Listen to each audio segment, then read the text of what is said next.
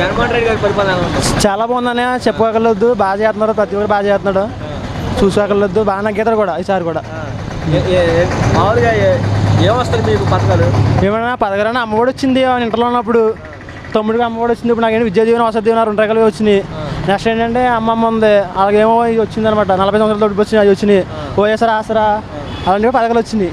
తమ్ముడు ఏమంటారండి ఈ రోజున పథకాలతో సోమరిపోతులుగా తయారవుతున్నారు జనాలు అన్న? పథకాలతోటి సోమరిపోతులు చేస్తలే, డెవలప్ చేస్తున్నాడు. పేద విద్యార్థులు గట్రా లేపుతున్నాడు పైకి. ఇప్పుడు స్టూడెంట్ ఉన్నారని కొంతమంది చదువుకునే వాళ్ళు లేరు, తల్లిదండ్రులు ఉన్నారు. అలాంటి వాళ్ళు ఏం చేస్తున్నాడు, మనోడు డబ్బులు కట్టించి వెనకాల ప్రోత్సహిస్తున్నాడు.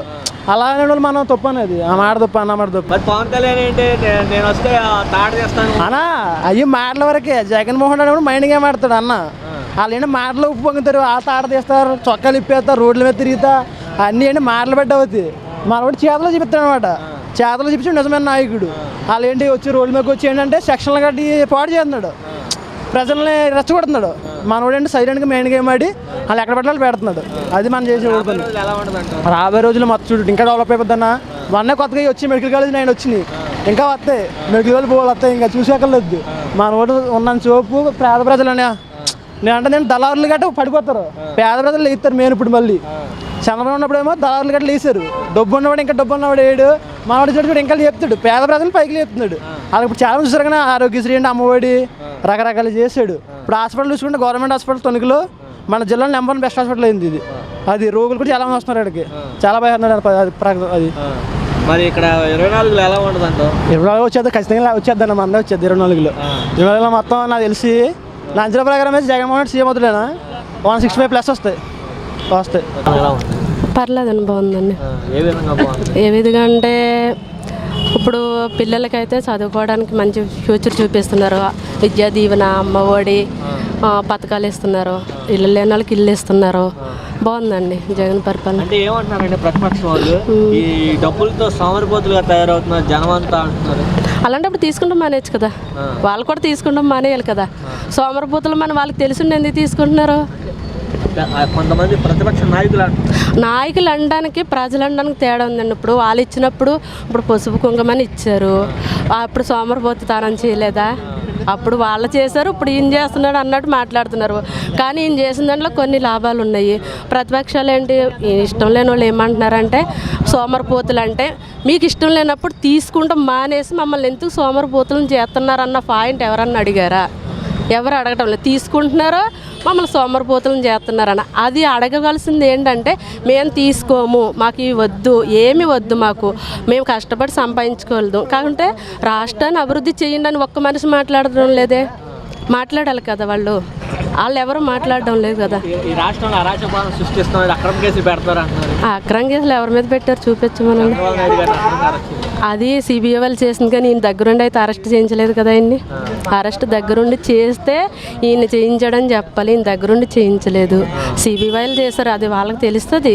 ఎవరు అరెస్టులు చేయించారో లేదన్నది వాళ్ళు చూస్తారు.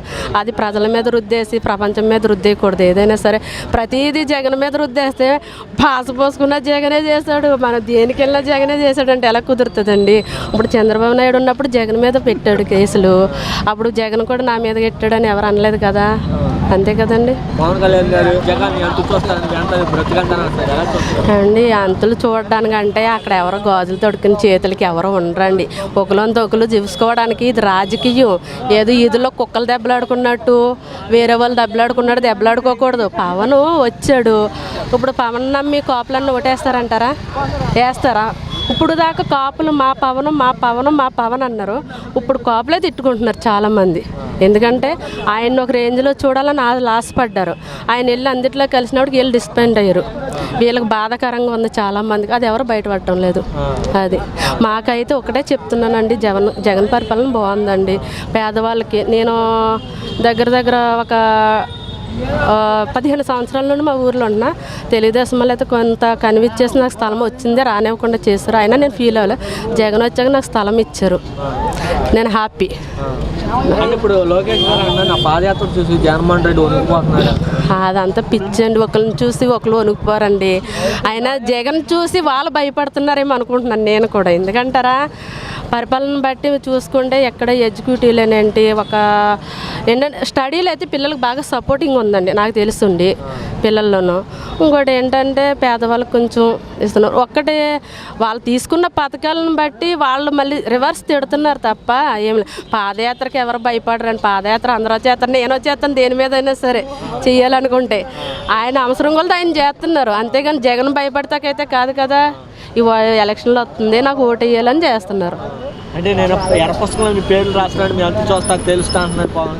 అవన్నీ ఒట్టి మాటలు అండి, అవన్నీ ఒట్టి మాటలు. ఎవరు ఒకరినొకరిని ఏం చేయలేరండి. జగన్మోహన్ రెడ్డి గారి పరిపాలన ఎలా ఉంది? బాగుంది. ఏ విధంగా బాగుంది? మీరు ఏమైనా లబ్ధి పొందారు ఈ గవర్నమెంట్లో? ఏమైనా లబ్ధి పొందారా? పొంది ఏం పొందారా? పెన్షను, హౌసు అన్నీ పొంది. మరి ఇక్కడ ఏమంటున్నారంటే ప్రతిపక్షాలు కొన్ని అంటే ఈ రాష్ట్రం అప్పుల పాలు చేస్తున్నారు, సోమరిపోతులుగా తయారవుతున్నారు అంటున్నారు. దీని రియాక్ట్ చేయాలి. అదేం లేదు, అంతా బాగానే ఉంది. చెప్పరా? బాగానే ఉందన్న. నీకు ఏమైనా లబ్ధి పొందా ఈ గవర్నమెంట్లో?